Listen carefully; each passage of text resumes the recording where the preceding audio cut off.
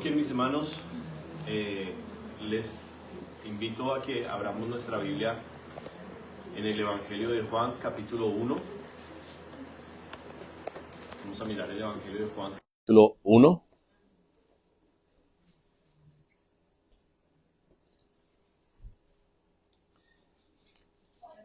Si alguno de los hermanos puede confirmar en YouTube que esté el sonido del micrófono y no el sonido del ambiente, se los agradecería muchísimo. Juan capítulo 1.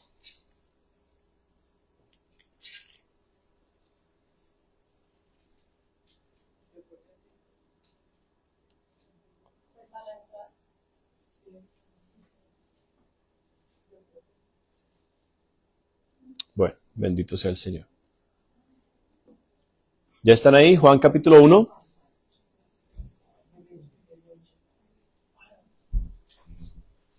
Evangelio de Juan capítulo 1, versículo 5. ¿Por qué no lo leemos todos juntos? La luz en las tinieblas resplandece, y las tinieblas no prevalecieron contra ella.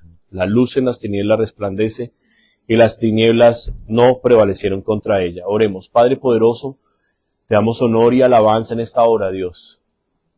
Y todos juntos, Señor, acá, en el nombre de Jesucristo, presentamos nuestros corazones, Señor, en arrepentimiento y en humillación, pidiéndote que perdones todo pecado, que perdones toda ofensa, que la sangre de tu Hijo Jesús derramada, Señor, en la cruz y presentada delante de ti en tu altar, nos lave en esta hora, Señor. Límpianos de toda contaminación. Nos despojamos de todo peso y del pecado que nos asedia, Señor. Y nos rendimos ante ti, Señor. Háblanos, Padre. No queremos una palabra de un hombre, queremos una palabra, Señor, de tu trono. Queremos, Señor, hoy sentirnos más cercanos a ti por el Señor Jesucristo. Amado Espíritu Santo de Dios, tú eres bienvenido en este lugar. Toma tu lugar y revélanos al Padre, revélanos al Hijo, a nuestro corazón. Trae verdad, Señor, a nuestra vida, entendimiento, Señor, para comprender tus cosas, Dios. Te amamos. Edifícanos, Pastor de la Iglesia. Espíritu Santo, edifícanos. Te damos gloria y honra en Cristo Jesús. Amén y amén. Muy bien.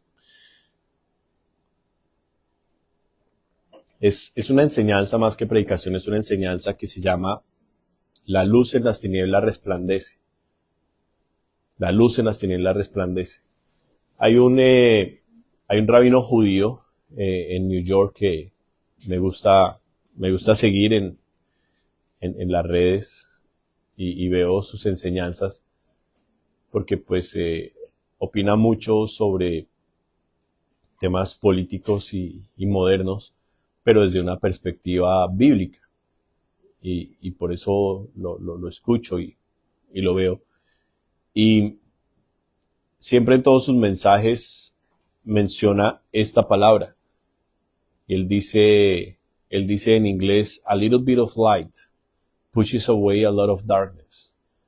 Un poquito de luz reprende o saca muchas tinieblas. Y ese es el principio que hoy Dios nos quiere enseñar. Nosotros en este mundo, hermanos, tenemos una misión. Tenemos una misión. Nosotros no estamos en este mundo por casualidad. Hay un destino que Dios trazó para nosotros desde lo eterno, porque Dios habita en la eternidad. Y desde allá Dios trazó un destino para usted y para mí.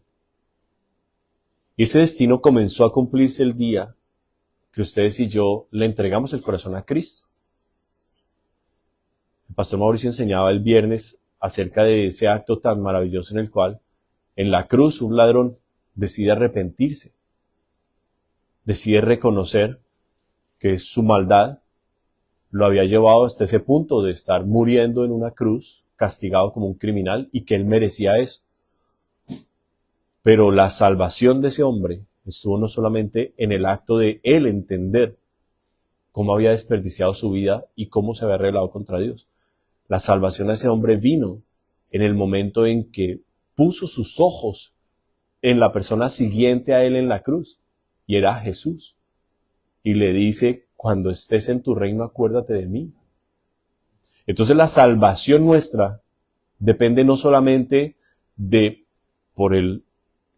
la convicción del Espíritu Santo de entender nuestra maldad, nuestros errores, lo que hemos hecho mal, entender que necesitamos de Dios. Lo que realmente consolida nuestra salvación es poner nuestra mirada en Jesús. Porque es por Él, es por su sangre que nosotros podemos ser perdonados por Dios. El perdón de Dios tiene su proceso legal. ¿Me comprenden? Tiene su proceso legal.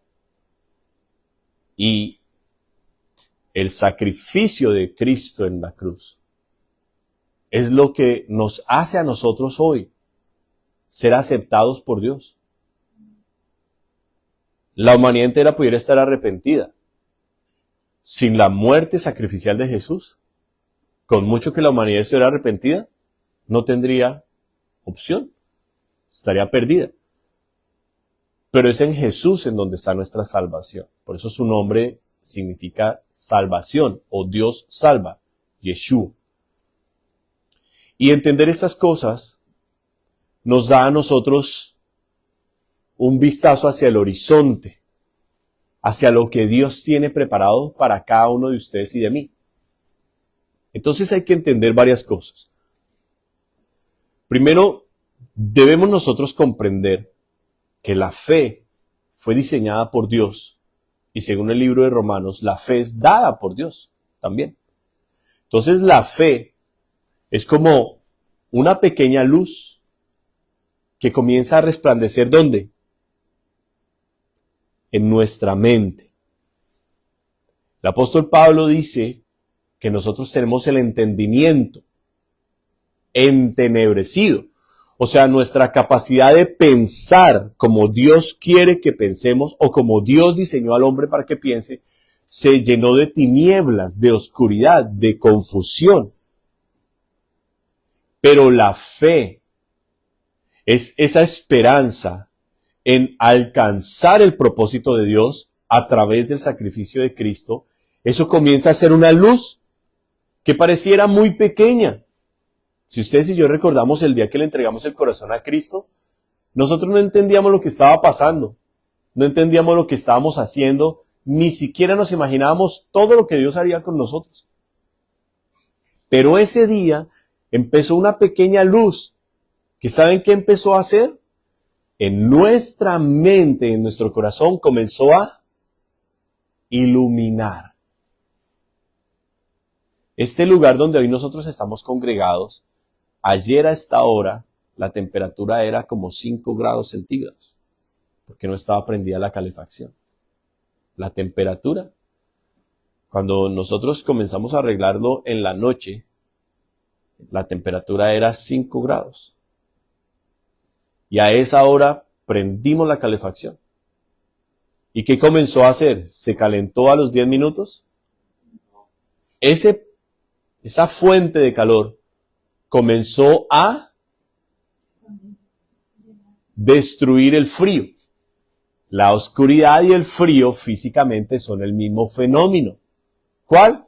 La ausencia de algo. ¿Qué es el frío? La ausencia de calor. ¿Y qué es la oscuridad? La ausencia de luz. Entonces lo que Cristo hace en una vida, cuando esa persona recibe por Dios un poco de fe para creer en la palabra, eso es como encender la calefacción. El lugar está oscuro, el lugar está frío, pero comienza un trabajo. Y hoy nosotros podemos tener una temperatura agradable, ¿verdad? ¿Alguno está congelado? ¿No? ¿Se siente bien? No, pues allá se quedan de frío, pues que traen unas medias tobilleras ahí que les falta venirse en shorts. Sí, muy canadienses se han vuelto. ¿Media velada se trajo? No, la media velada no calienta.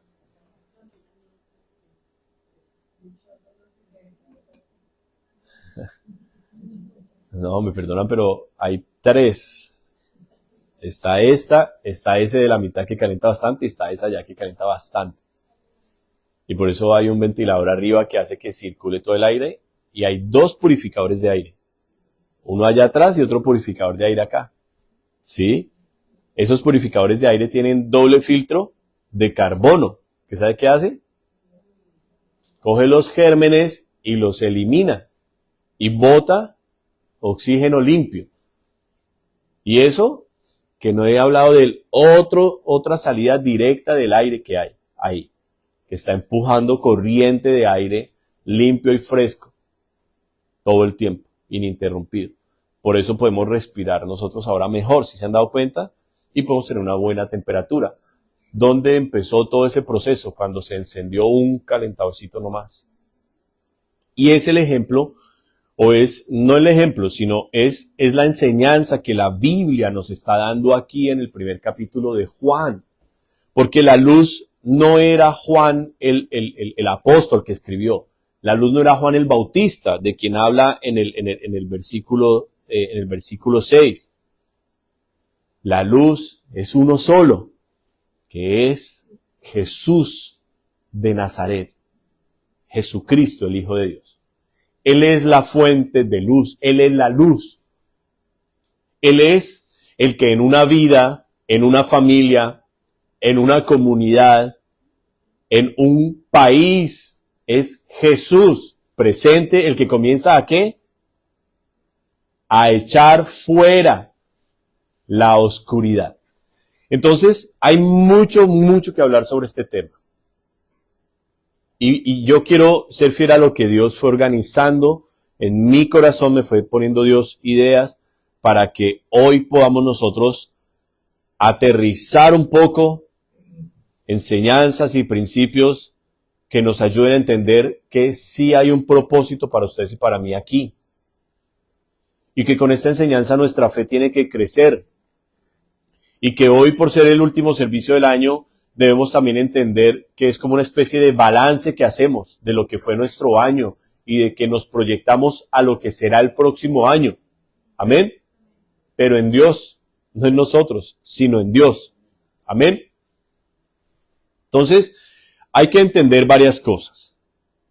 El apóstol Pablo, ya lo mencioné, en la segunda carta de Corintios, en el capítulo 3, pueden ir conmigo, nos comienza a enseñar un poco de este principio. Segunda de Corintios capítulo 3, él nos comienza a enseñar acerca de lo que pasa en la mente del Señor. Entonces,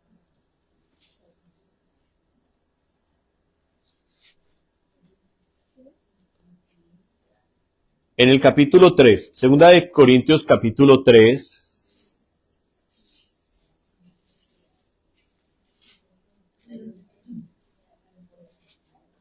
hay un versículo fundamental, que es el versículo 17, que dice, porque el Señor es el Espíritu, o sea, Jesús es el Espíritu Santo, y donde está el Espíritu del Señor, allí hay libertad. Entonces nos está hablando de la unidad que hay entre Cristo, Espíritu Santo y el Padre. Hay unidad en ellos tres. Y donde está presente la obra de Cristo de salvación, es el Espíritu Santo el que está trabajando en esa vida, trayendo ¿qué? Libertad. Entonces, ¿de qué estábamos liberando este salón el día de anoche? ¿De qué lo estamos liberando? Del frío. ¿Y cómo lo estamos liberando del frío? Con una fuente de calor. Entonces, ¿cómo libera Jesús a la persona? ¿De qué cosas debe ser una persona libre? De oscuridad, de tinieblas. Pero ¿qué cosas hay en una persona antes de Cristo? Pecados. ¿Cómo de qué debe ser una persona libre? Háblenme lo más práctico, más claro. Ser libres de la mentira, ser libres del carácter, de la envidia, de la soberbia, de la avaricia, de la altivez, de las contiendas, de la idolatría, de la trampa, de la pereza, de la rencilla, de la astucia, ¿De qué más? De la grosería, la altanería, la rebeldía, del orgullo, del chisme. Todas esas cosas son tinieblas. Y están en nosotros. Están en nuestra vida. Pero cuando comienza la obra de Cristo, el Espíritu de Dios, a la persona que cree realmente en Cristo, no al que viene a la iglesia, no al que hace la oración de fe, pero su corazón no es entregado realmente al Señor. El que realmente está buscando a Dios lo encuentra, dice la palabra. Y cuando la persona realmente entiende, como el ladrón en la cruz, y dice, yo me merezco toda esta cantidad de problemas y todo lo que tengo, porque es que yo he sido una basura, yo he hecho muchas cosas mal. ¿Sí? ¿Cómo va a tener a mi esposa contenta y feliz conmigo si es que yo no la he tratado bien? ¿Verdad? ¿Cómo me van a hacer caso mis hijos si me ven pegados al televisor? ¿O me ven pegados a un videojuego? ¿O me ven pegados todo el día al celular? No invierto tiempo en mis hijos, no les enseño, no invierto realmente en ellos como hijos, como papá me siento a decirle hijo, le escucho, le hablo. No. Mi vida está en otra dirección completamente confundida. Entonces digo, claro, ahora que me viene la consecuencia de lo que yo he sembrado, cuando uno tiene realmente eso, que me parece un acto de misericordia de Dios, que la persona llegue a alcanzar las consecuencias de sus propios errores, es una consecuencia, es una misericordia de Dios. ¿Por qué? Porque eso lo puede llevar a uno a autoexaminarse, a reflexionar, a decir, tiene razón, yo he hecho todo esto mal y por eso me vino todo esto. Pero es una misericordia de Dios porque eso lo lleva a uno a un acto siguiente. Después de uno autoexaminarse y darse cuenta que está mal, uno va arrepentido en humildad ante el Señor. No le hace el reclamo a Dios, no le dice, ay Dios la esposa que me diste, ay Dios los hijos que me diste, ay el trabajo que me diste. Uno dice, Señor, mis errores, mi mal carácter, lo mal que he sido, lo mal que he tratado a esta persona, lo mal que he hecho con mis hijos. Señor, perdón. Y ese perdón tiene la garantía de ser extendido por lo que Jesús hizo en la cruz. Por el sacrificio del Señor. Ahí compró nuestro perdón. Entonces en nosotros comienza un acto de gratitud hacia la persona de Jesús, hacia Cristo. Porque uno empieza a entender en su cabeza y en su corazón que uno puede invocar a Dios y tener la ayuda de Dios por lo que Jesús hizo por uno. No por mí, no porque yo doy diezmo, no porque yo voy a la iglesia o soy juicioso, sino porque Jesús hizo un acto perfecto de obediencia al entregar su propia vida santa, perfecta, agradable ante Dios. La entregó por un pecador malvado y orgulloso y egoísta como yo. Y eso me genera mi gratitud hacia ese hombre llamado Jesús. Y después de la gratitud sigue otro pasito más bonito que es el amor. Y lo empiezo a amar. Lo empiezo a amar. Y empiezo a darme cuenta que Dios escucha oraciones. Y eso me motiva a orar más. Y empiezo a darme cuenta que Dios me ama, porque antes yo pensaba que Dios no me amaba. Ahora entiendo que me ama. Y Él me empieza a mostrar lo malo que soy por dentro. Pero me empieza a decir, tranquilo hijo, yo lo voy a hacer una vasija nueva. Entonces, la obra de Cristo en una vida es maravillosa. Pero empieza en el momento en que la persona comprende quién la persona es, lo mal que está y lo mucho que necesita de Dios. Y pone sus ojos en Jesús, en la cruz. En la cruz. ¿Qué le da esperanza? Que Jesús resucitó. Y que como Dios resucitó a Jesús entre los muertos, me resucitará a mí. Amén. Me dará vida. Y me dará propósito en esta tierra. Y que mi vida ya no es la misma. Ahora yo vivo para Dios. Entonces aquí en en 2 de Corintios, nos enseña el apóstol Pablo cosas que hay en la cabeza, en el corazón de una persona que no tiene a Jesús. Entonces en el capítulo 4, nos dice el versículo 3 y 4, escuchen. Pero si nuestro evangelio está aún encubierto, entre los que se pierden está encubierto. ¿Cómo así? Pues que lo que Dios nos está invitando a extender un perdón, a dar una oportunidad para vivir correctamente en esta tierra los años que me queden y luego ir a la eternidad, a muchas personas no les interesa, no lo entienden, no lo comprenden y no les llama la atención. Y dice el apóstol que ese grupo de personas que no les llama la atención, que no entienden por qué Jesús murió en la cruz, están perdidas. Y nos dice el versículo 4, escuche, ¿quién es el autor de estas cosas? En los cuales el Dios, con D minúscula, de este siglo, cegó el entendimiento de los incrédulos para que no les resplandezca la luz de la gloria de Cristo, el cual es la imagen de Dios.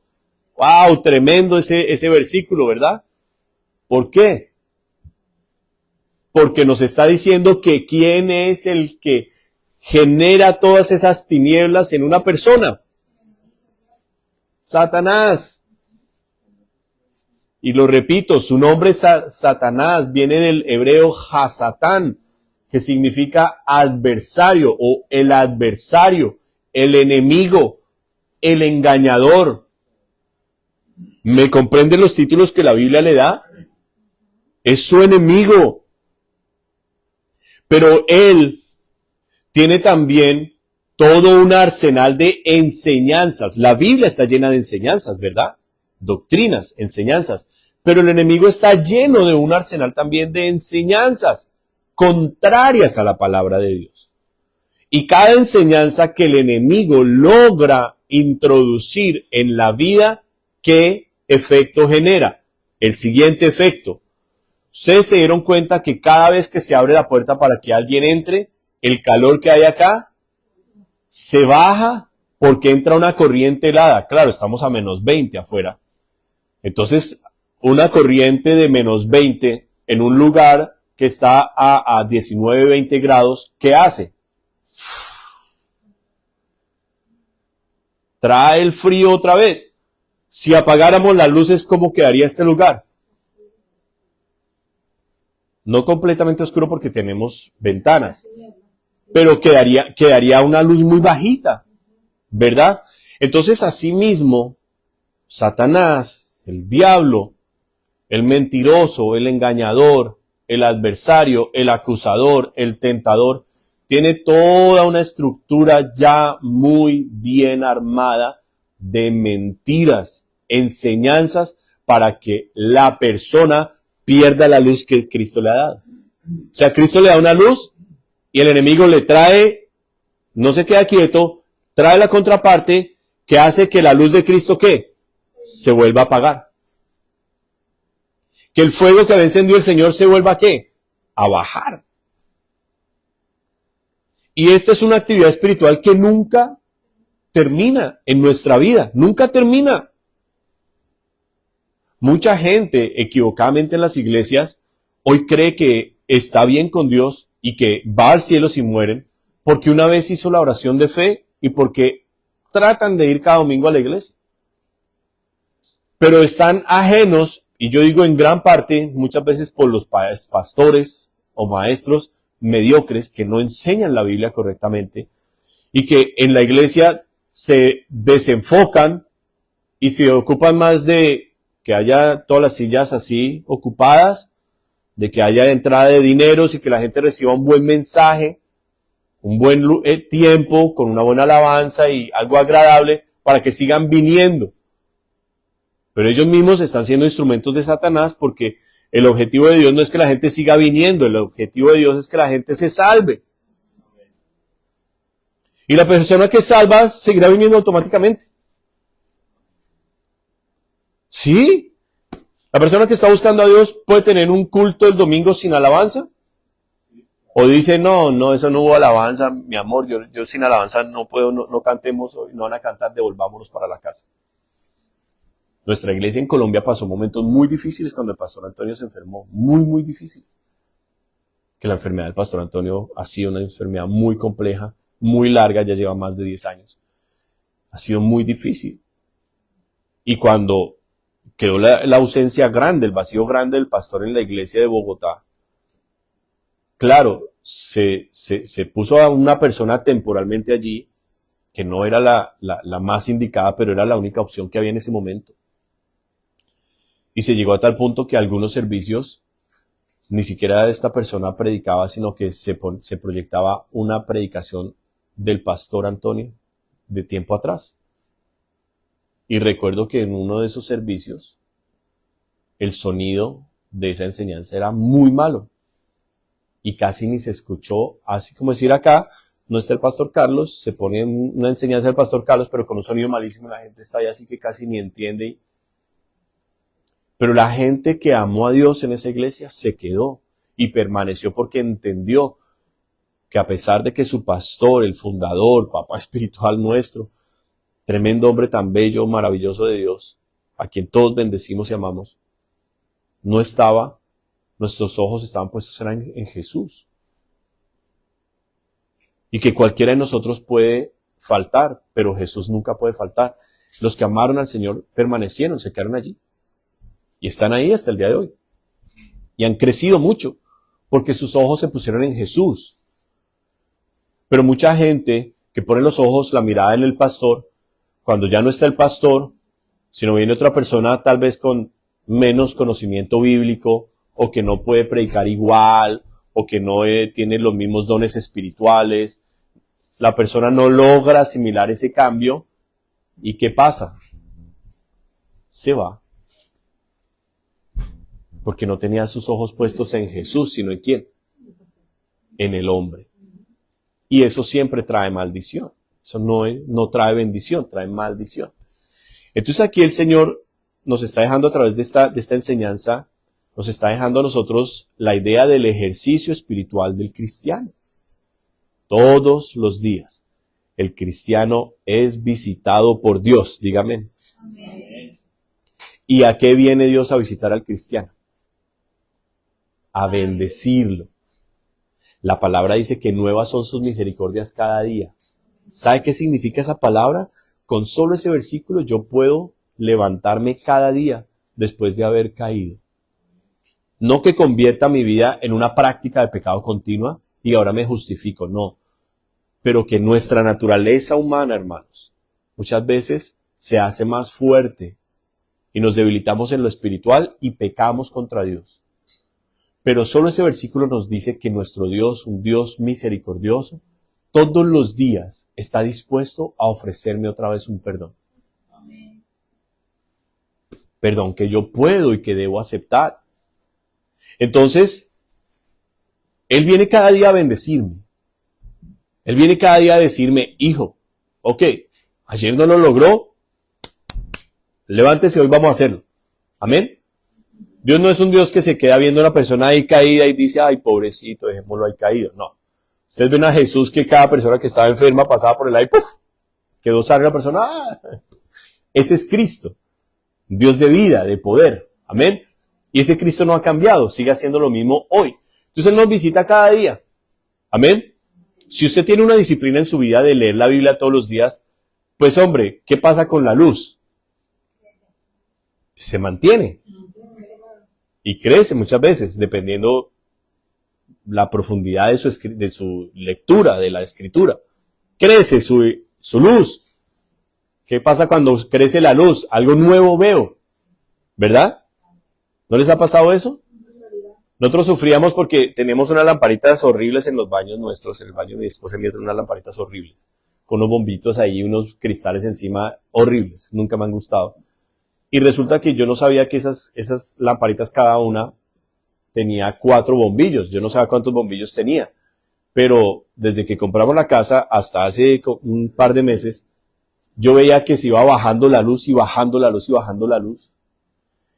Y entonces yo me paraba hacia el espejo y me veía así todo bonito y todo bien. Y yo decía, Señor, la verdad, gloria a Dios, cada día más hermoso, más joven. ¿Sí? Yo soy optimista. ¿Ven? Es una persona de fe y uno siempre tiene que darle gracias a Dios por todo. Entonces yo me veía así todo Cuando de pronto iba al baño de los niños que tiene full luz y un espejo así, y me miraba y decía, uy, yo no me había visto todas estas manchas acá y no me había visto esto, y mi esposa me decía, le he visto unas manchas en la frente, y ¿ustedes creen que las podía ver en mi baño? ¿Por qué? ¿Qué me faltaba? Me faltaba la luz. Me faltaba la luz. Hasta que un día una de las benditas lámparas se apagó completamente. Y ahí sí que ese baño quedó en penumbras. Y me aburrí. Yo soy una persona que no soporto ver algo dañado. Yo soy una persona que no soporto ver algo que está mal, o sucio, o no. O lo tengo que limpiar, lo tengo que arreglar, así, inmediato. Cogí la escalera, desarmé esas benditas lámparas, las lavé, que tenía una capa de mugre como así.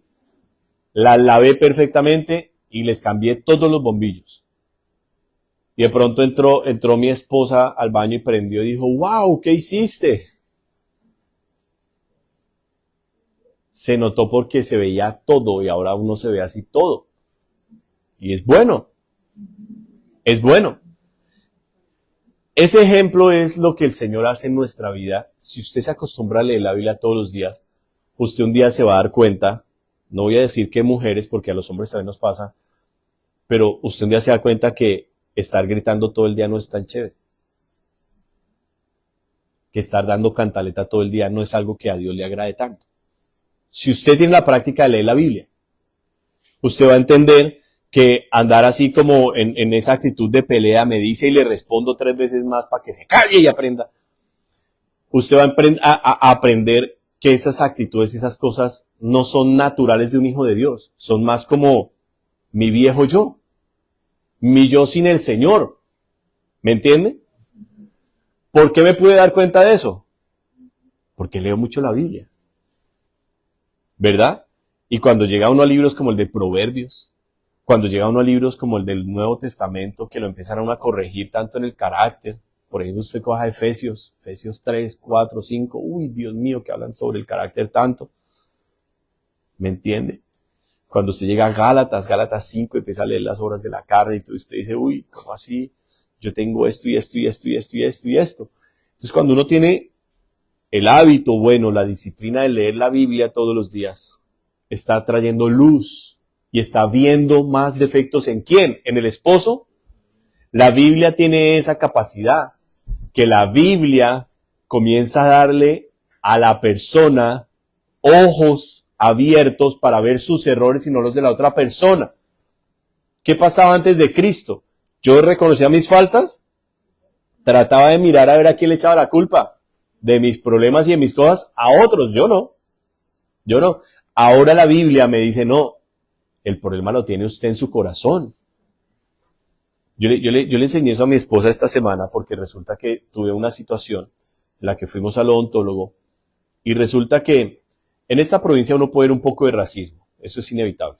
Es verdad, en esta provincia hay racismo. Y pues ya que uno, digamos, cuando usted es hispano, recién llegado aquí a la provincia que no habla mucho inglés y todo eso, usted está en actitud más bien como de miedo y como de, y me dice algo y a ver si le entiendo y no sé casi cómo responder. Pero cuando uno ya ha pasado aquí años y ya uno habla inglés y todo eso, ya qué miedo ni qué nada. Yo ya vengo es a que me traten bien. ¿Por qué? Porque estoy pagando por un servicio. Y las personas en ese lugar, especialmente las secretarias, son súper groseras. O sea, los odontólogos son súper amables, las enfermeras son queridas, pero las secretarias son súper odiosas.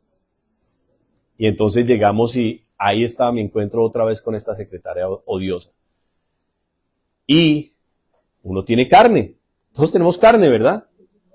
Todos tenemos carne. Entonces, yo llego al odontólogo y está esa señora así toda como grosera que no saluda ni nada. Y dije, pues ella no saluda bien, pues yo tampoco la voy a saludar bien. Entonces se caminando así, hi. Le dije, hi. No le dije más. Y casi siempre yo soy muy amable, pero esa señora grosera no se merecía mi buen saludo amable. Entonces, hi.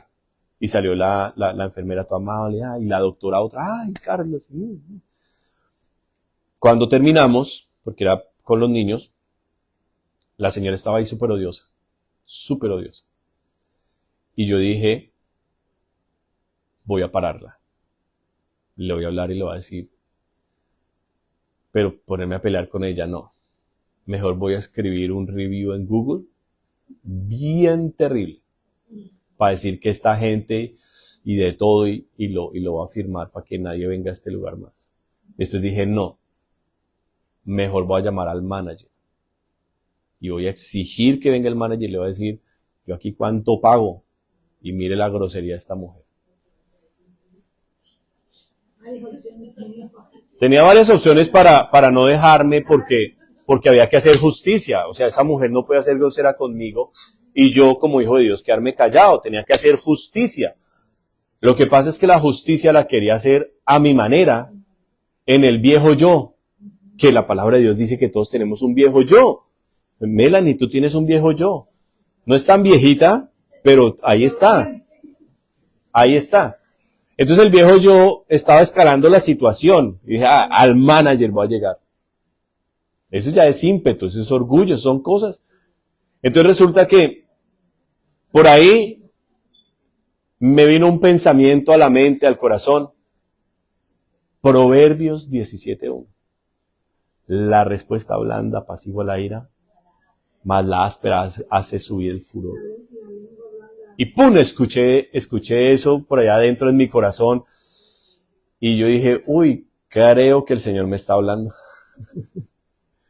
El precioso y maravilloso Espíritu de Dios me estaba recordando la Biblia. Y me quedé mirando a esa señora y le sonreí. Le sonreí.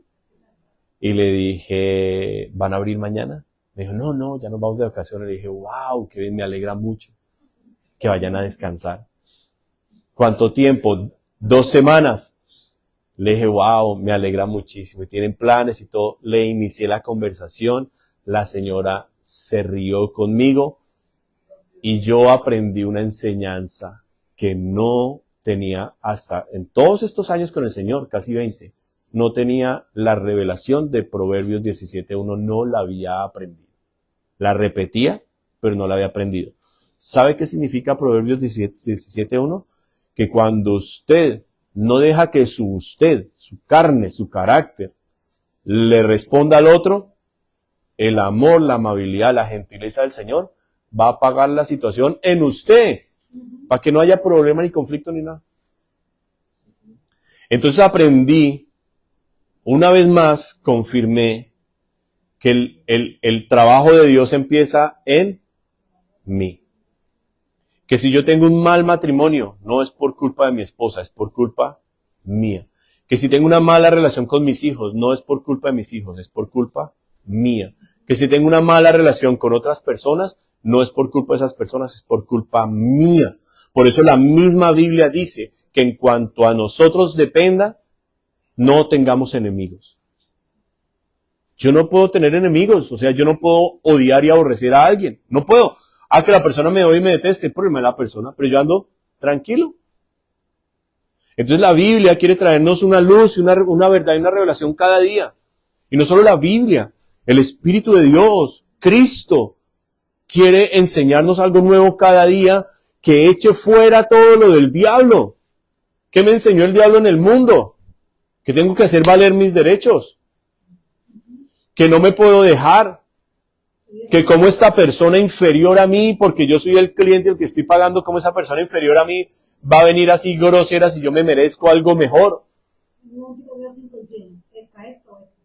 Y el diablo le da unos sí, claro, el diablo le mezcla, y la carne uno también muchas veces lo que le da son opciones diferentes, alternativas, para que uno tome la justicia en sus propias manos.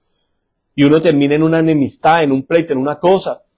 Siempre escucho la voz del Señor que me dice, usted es pastor, la gente lo está mirando, usted es pastor. Y cuando no escucho al Señor, escucho a mi esposa que me dice, usted es pastor. Acuérdese que es pastor, sobre todo cuando estoy tras el volante. Sí, entonces, es lo que la Biblia nos quiere enseñar.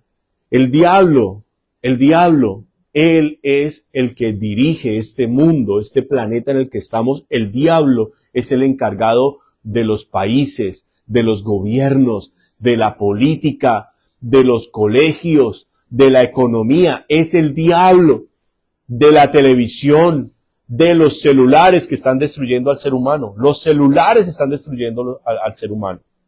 Y les damos celulares a nuestros hijos. Pero es el diablo el que dirige todas esas cosas. ¿Y qué hace con todo ese sistema que él mismo creó? ¿Qué le pone a la gente? Cada vez más ceguera. Mire lo que dice el versículo 14, capítulo 3, versículo 14. Dice, pero el entendimiento de ellos, ¿cuál es el entendimiento? La cabeza, la capacidad de comprender las cosas. Dice, el entendimiento de ellos se embotó. En otras palabras, se embriagó, o se apagó, o se confundió.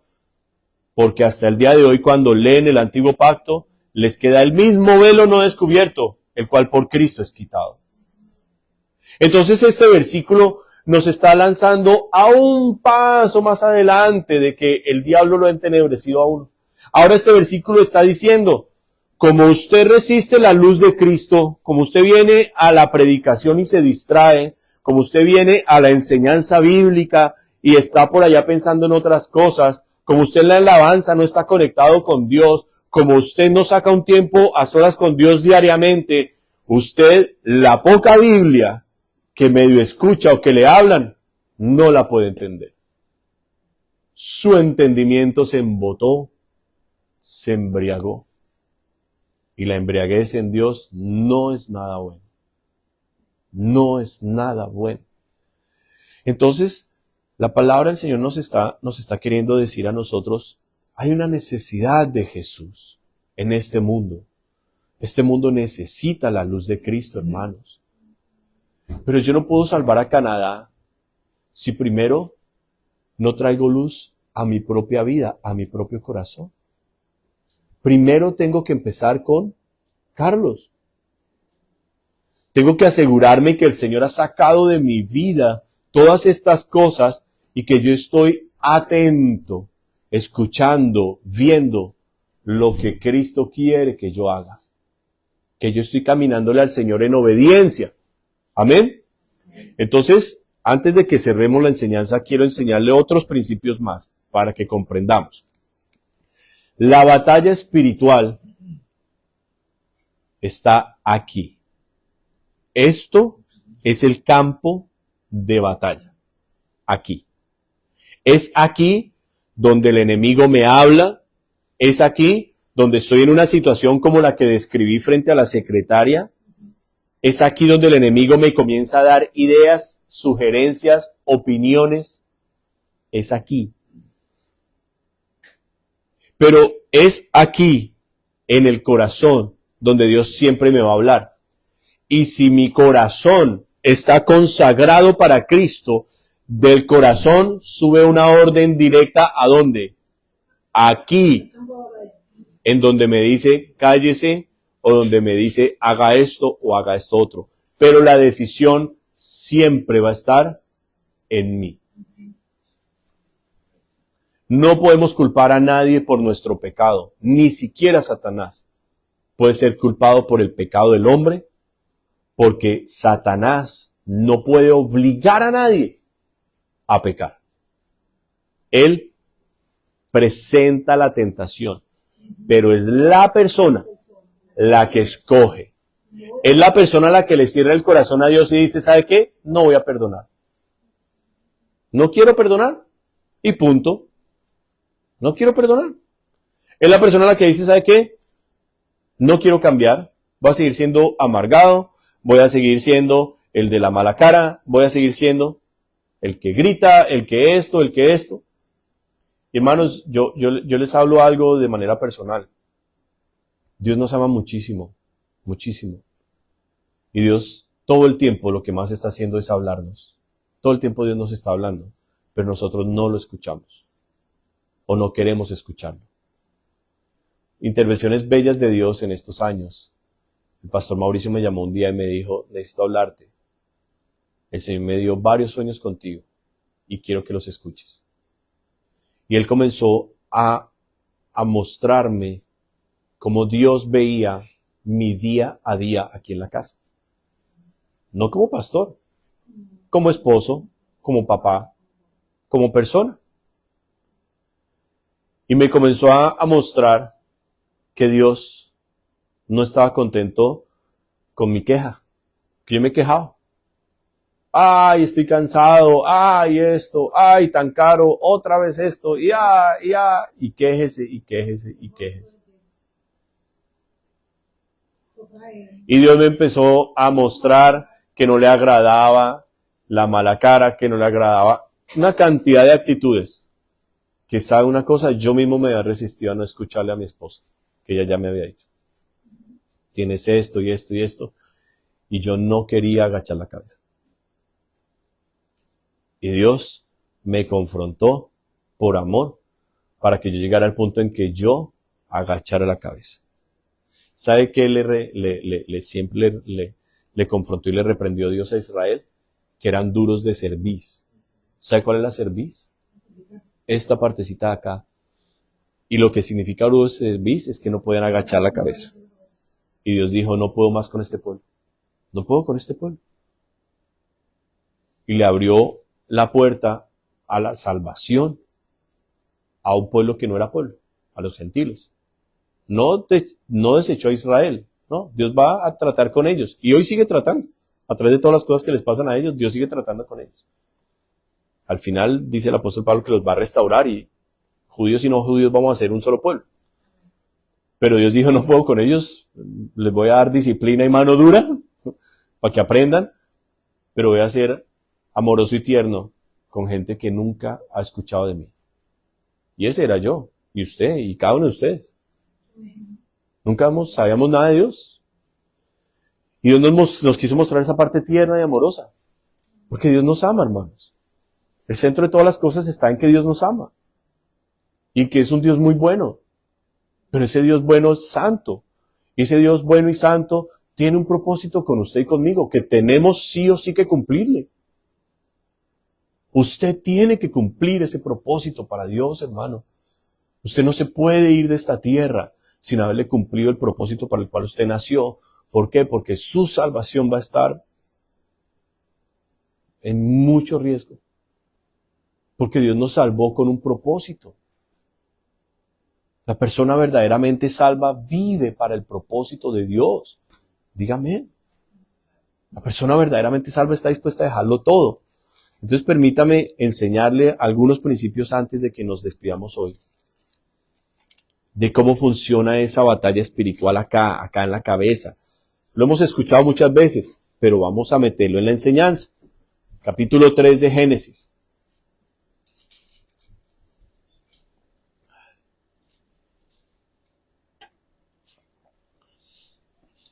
Versículo 1, pero la serpiente era astuta, la astucia no es de Dios.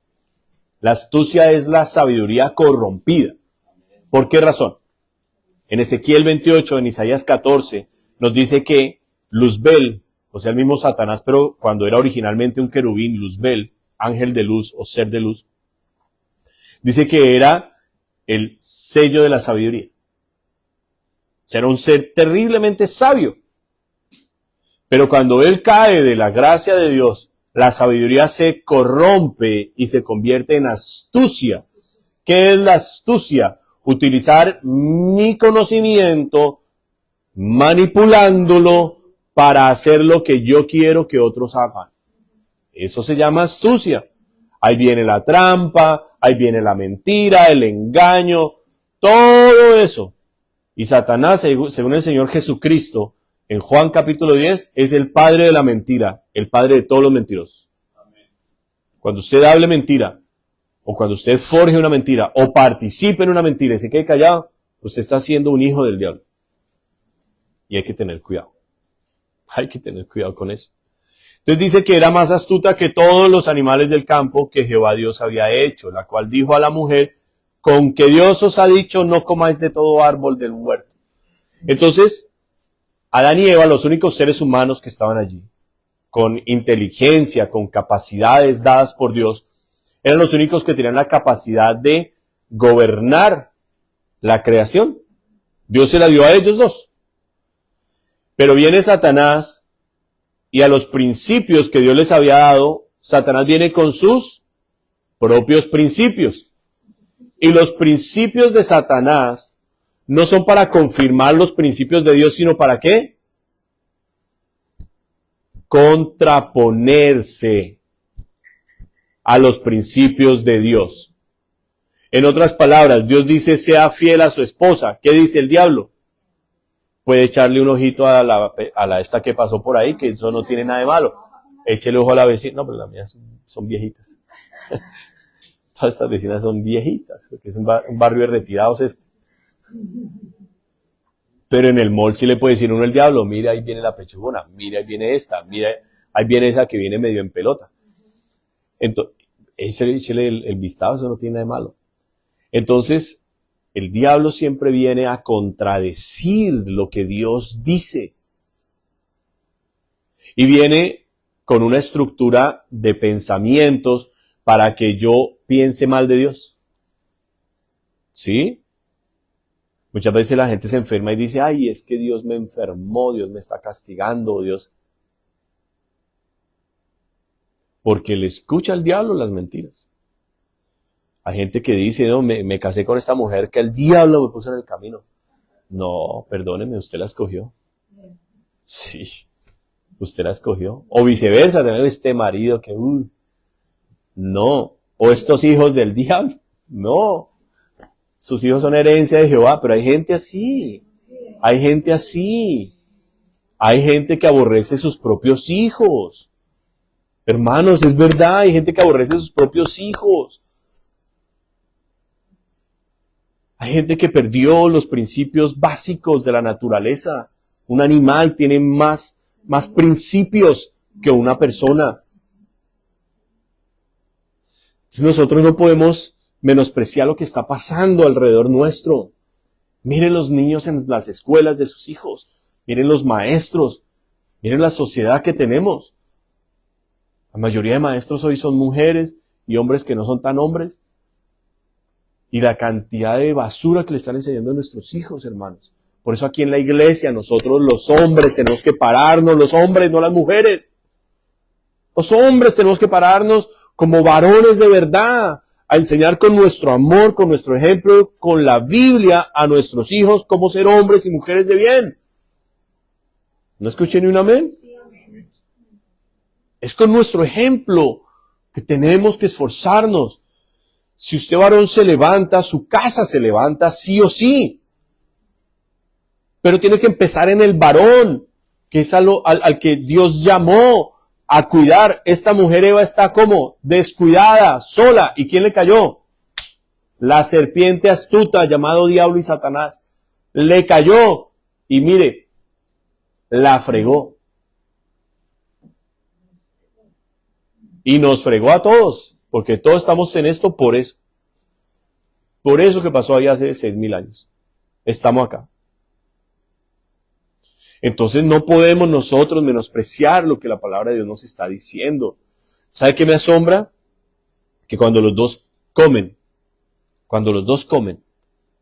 dice el versículo 7 que fueron abiertos los ojos de ambos y conocieron que estaban desnudos. Entonces cualquiera pudiera interpretar esto y decir, pero ¿cómo así? Si acaba usted de decir, pastor, que Satanás es el que coge y entenebrece y que no deja ver, y ahora el pecado es el que les abre los ojos a ellos y los deja ver de verdad. Entonces la Biblia se está contradiciendo o usted está enseñando mal, pastor. No. Lo que sucede es que los ojos de ellos eran ojos espirituales, llenos de pureza, de santidad, de inocencia. En el estado más parecido a un bebé. ¿A un bebé?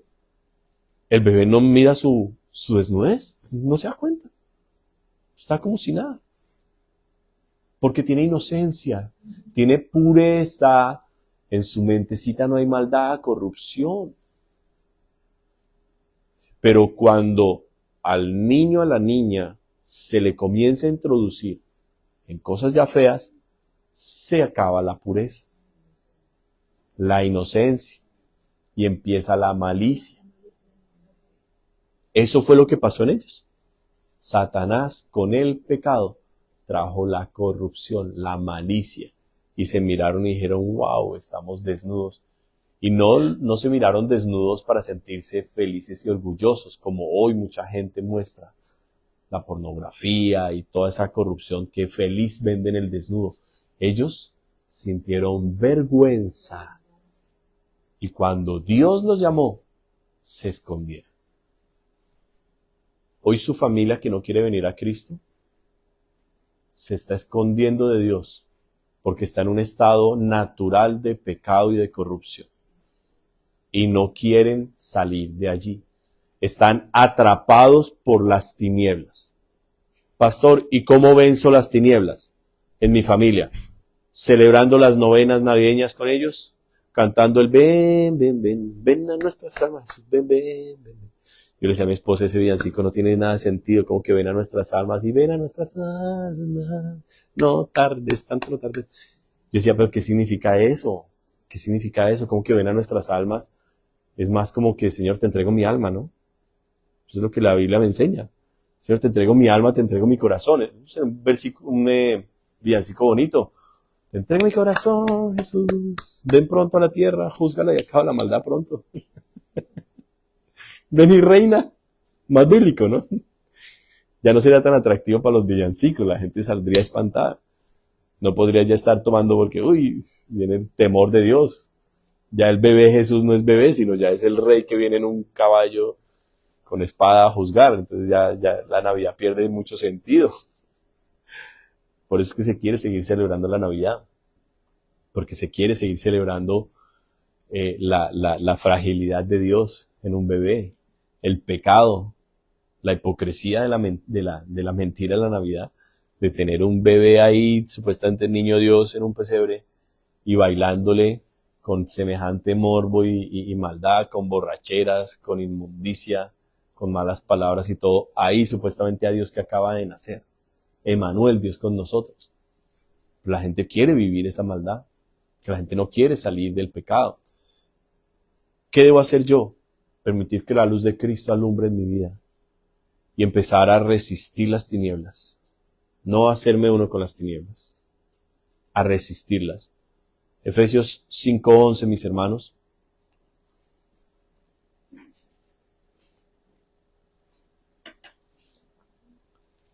Y ahí vamos a terminar. ¿Qué dice Efesios 5:11? Y no participéis en las obras infructuosas de las tinieblas, sino más bien reprended. Y no participéis en las obras infructuosas de las tinieblas, sino más bien reprendedlas. ¿A qué me suena ese versículo? ¿A que yo soy luz o soy tinieblas? Ese versículo me suena a que o soy realmente una evidencia de que Cristo Jesús vive en mí, o no lo soy. O no lo soy. Dios le habló a estas palabras en el Antiguo Testamento a Jeremías, así, y le dijo, Jeremías, conviértanse ellos a ti, y tú no te conviertas a ellos. A través de una sola persona que se convierta de corazón a Cristo, se consagre su vida para Cristo, para la obra de Dios en él, a través de esa sola persona va a venir la salvación no solamente a su casa, a su familia, sino a una sociedad entera. A través de una sola persona. Ustedes han visto el efecto de lo que ha causado la muerte de Charlie Kirk en esta generación. Los videos de Charlie Kirk no eran muy conocidos, no eran así muy vistos. Y se están reproduciendo, hermanos, en todas las redes, masivamente el mensaje de ese muchacho, que es un mensaje cristocéntrico, un mensaje bíblico, que exalta la obra de Jesús en la cruz, que llama al pecador al arrepentimiento y a un cambio en la sociedad, a volver a principios y a fundamentos bíblicos, en donde el hombre es el que provee para la casa, el hombre es el que protege, el hombre es el que busca de Dios, el hombre es el que trae a su esposa y a sus hijos a Dios y se levanta en una sociedad. Una sola vida que le crea a Cristo puede transformar y echar fuera muchísimas tinieblas. Y creo que eso es lo que Dios quiere que pase con nosotros este próximo año, hermanos. Yo me siento muy feliz y muy orgulloso. Vamos a cumplir 4 años aquí en New Brunswick ya.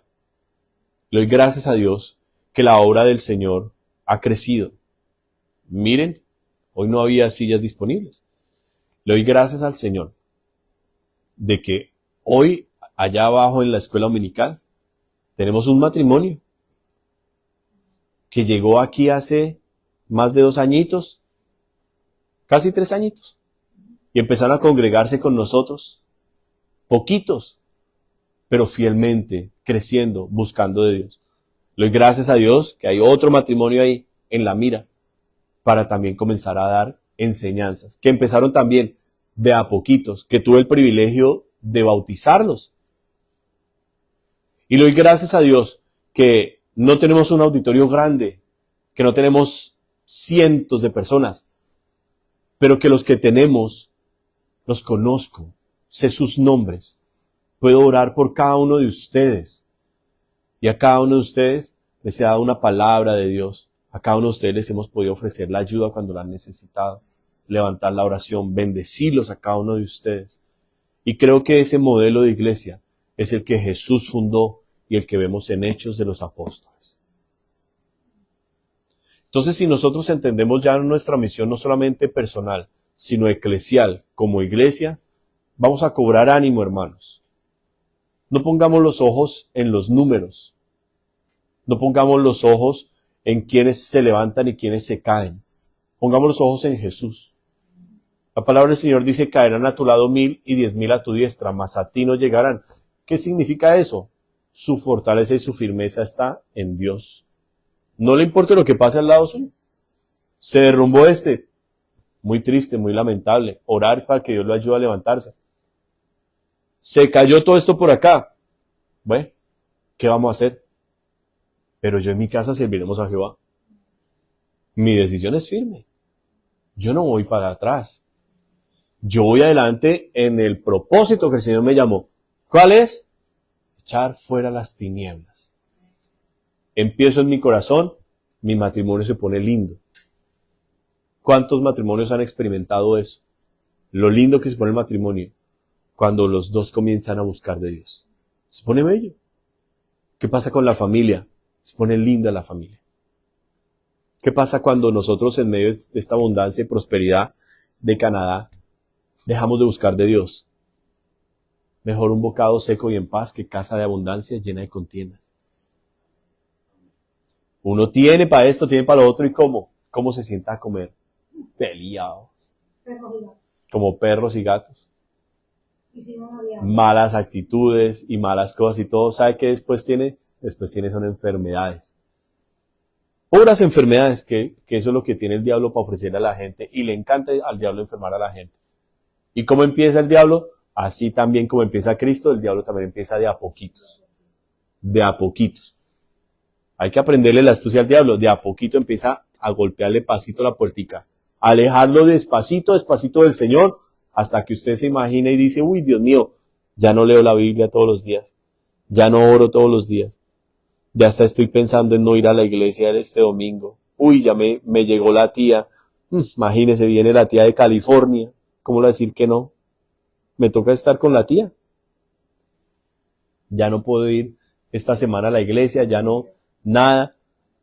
Cuando menos imagine, hermano, el enemigo le ha puesto una distancia así de gigante del Señor. Y cuando el diablo lo tiene así aislado y separado, lo mismo que le pone a Adán y Eva, escóndase.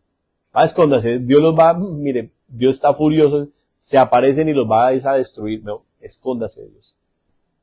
Es mentira el diablo. ¿Qué dice el Señor? ¿Dónde estás? Vengan, ¿dónde están? Salen ahí todos desnudos y con hojitas y cosas. ¿Y qué hace el Señor? No, hombre, sacrifica un par de animales, los cubre bien de pieles y todo eso. Mire el amor de Dios. El deseo del Señor siempre es bendecirnos, salvarnos, perdonarnos, ayudarnos. Por eso es que cuando Dios castiga, castiga bravo. Que dices, ¿qué más hago con este? Toca darle con todo. Toca darle con todo para que aprenda. Claro, Dios también corrige y castiga, hermano. Dios no es bobo. Pero el castigo del Señor y la disciplina del Señor, que no es nada agradable, es cuando Dios ha tratado toda cantidad escenarios para ayudarlo a uno y uno no ha querido. Y uno no ha agachado la cabeza y uno sigue ahí obstinado. Y el Señor dice, no, antes de que se me pierda, me toca hacerle algo. Nunca escojamos eso. Escojamos su amor, su mano, su llamado. Amén. Oremos entonces.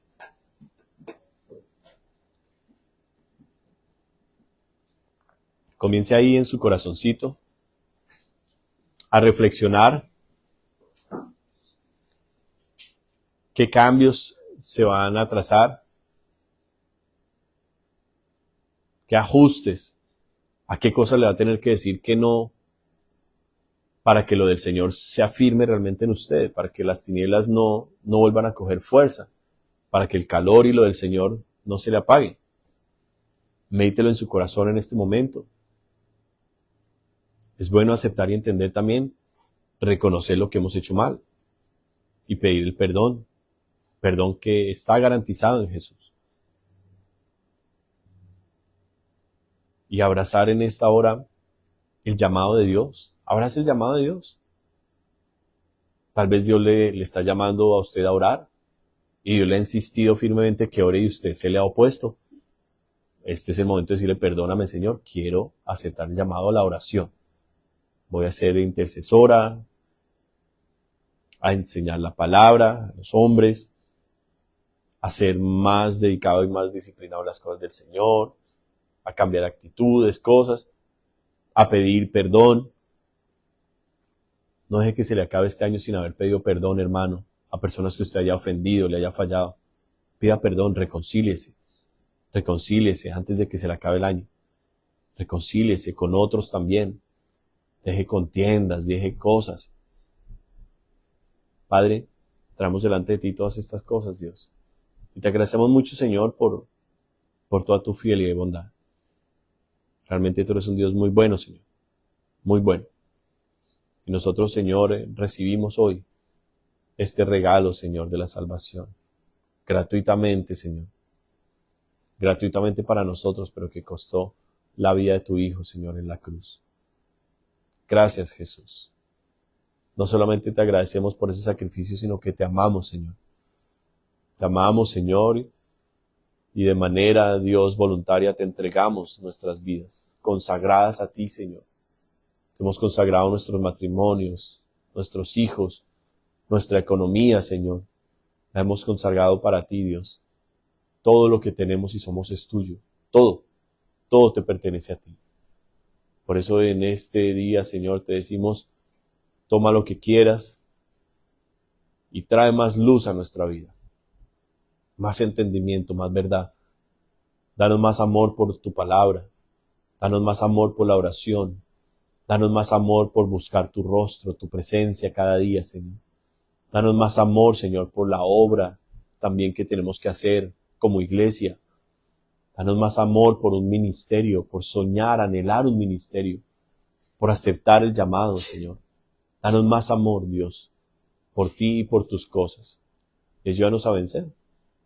Ayúdanos a vencer todos estos peligros y adversidades, Señor. Toda esta oposición y opresión satánica, diabólica. Todas estas mentiras. Yo te pido en esta hora, mi Señor, que rompas y destruyas en este pueblo toda mentira satánica y diabólica, Señor, que ha llegado a sus mentes. Semillas de rebelión. Semillas, Señor, de corrupción. Semillas de mentira, de engaño, de trampa. Semillas de discordia, de división, de pleito, Señor. Semillas de abandono. Semillas de rechazo. Semillas, Señor, de oposición y de contradicción a lo tuyo, Dios. En el nombre de Jesús, rompe todo esto. Y trae, mi Señor, un despertar en nuestras vidas, en este pueblo precioso, Señor. Hoy te pido, bendice a todos, Señor, los que han venido y que han escuchado esta palabra. Bendícelos con tu Espíritu Santo, para que la luz de tu verdad, resplandezca más en sus corazones y puedan ser, Señor, ahora ellos mismos, cada uno de ellos una antorcha, una lámpara que alumbre en lugares oscuros, de tinieblas, de maldad, y que sirvan, Señor, para seguir reprendiendo las tinieblas en nuestro alrededor. Bendecimos la ciudad donde estamos. Bendecimos esta provincia y esta nación, Dios. Te pedimos perdón por quejarnos. Te pedimos perdón cuando criticamos el lugar donde estamos. Te pedimos que lo salves. Que toda corrupción, Señor, como cantaba este muchacho en la canción, toda corrupción se cambie por justicia. En el nombre de Jesús. Que toda esta oleada de maldad que ha venido, Señor, sobre esta nación, se cambie, Señor, por un río de tu gloria, que lave a Canadá con la sangre de Jesucristo, para que esta nación pueda ser salva. En el nombre de Jesús de Nazaret te lo pedimos. Te lo rogamos, Dios. Gracias, Señor. Te damos gloria, Padre precioso, en Cristo Jesús. Amén. Y amén. Voy a despedir a los del video. Señor les bendiga grandemente. Pero quiero invitar acá por los que voy a orar, para que pasen aquí. Vamos a orar.